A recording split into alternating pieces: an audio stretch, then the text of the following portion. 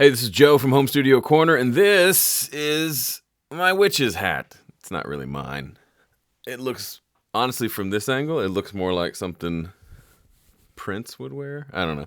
I can't pull it off, but it was funny to go downstairs and say, hey, honey, where's the girl's witch's hat? I gotta make a video. Today is Halloween, if you're wondering, in case you missed it.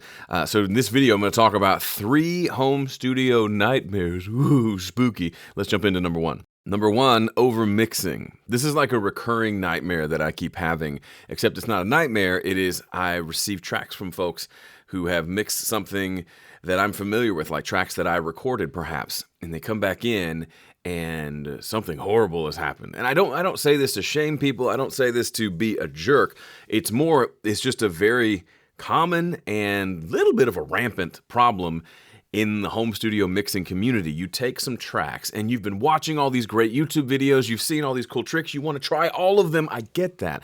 But when you try all of them on the same mix, you end up with something that does not sound good, because you have done so many things to the mix when maybe it only needed 2 things, and you did 2,000 things to those beautiful, lovely tracks, and now they're ruined. So if you find yourself slapping every plugin you can think of onto your mix sessions, maybe it's time to step back and reconsider.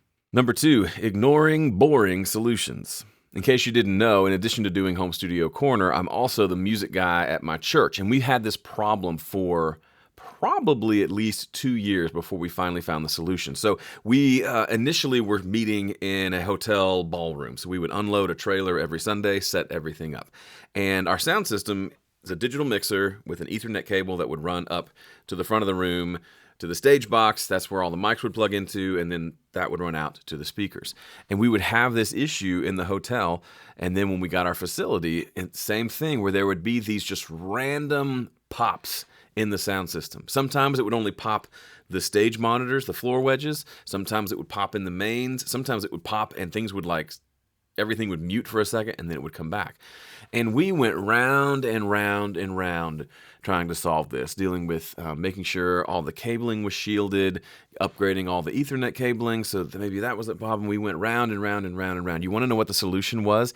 It wasn't anything exciting. It was something incredibly boring. I'm almost hesitant to even say it because it's kind of embarrassing, but we replaced our power conditioner at the front of house position. That's it. So early on, when we first got the pops, I thought we need a power conditioner. So we got a new one for the stage rack, which is up by the stage, got a Furman and put it in there. And that was great. I thought we fixed it, but the pops came back. And I never thought about replacing the one where the mixer is as well. I don't know why. We had this old UPS computer power supply thing there that we had used for years. It never crossed my mind that might be the culprit. But as soon as I got a second Furman and set it up at the front of house, we plugged everything into that. We have not had a pop since. So the moral of the story here isn't to go get a power conditioner. The moral is sometimes the boring solution is the best solution.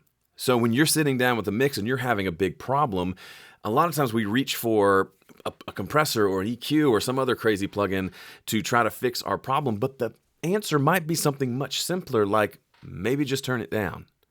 Maybe it just needs to be panned to the left.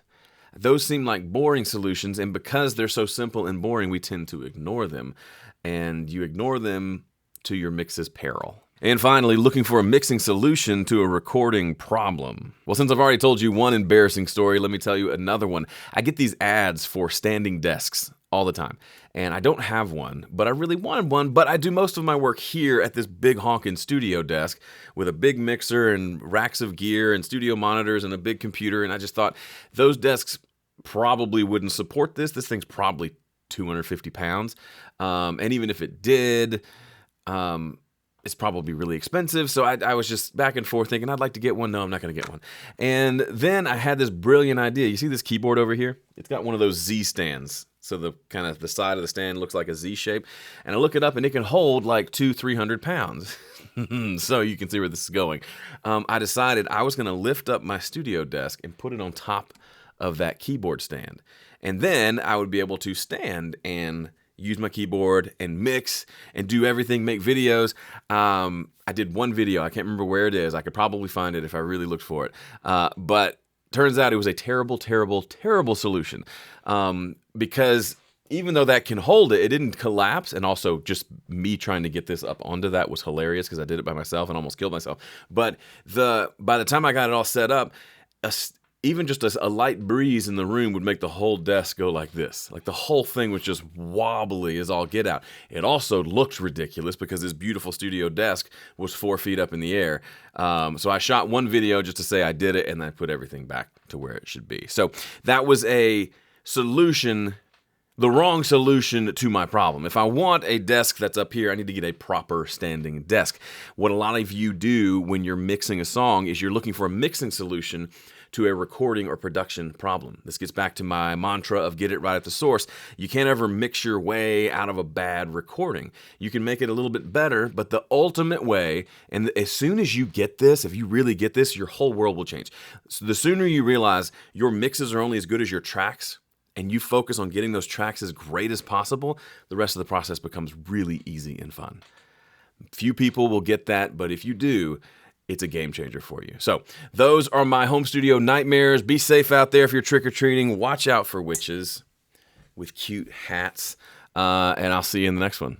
Oh, by the way, if you want to learn more about how to apply my mixing process to your mixes, go to 5stepmix.com. It's free to you. You can see my 5-step mix guide that can apply to any genre of mixes, whether you're mixing a guitar vocal or you're mixing a giant orchestral piece or something in between. It'll help you. All right, that's it. See you.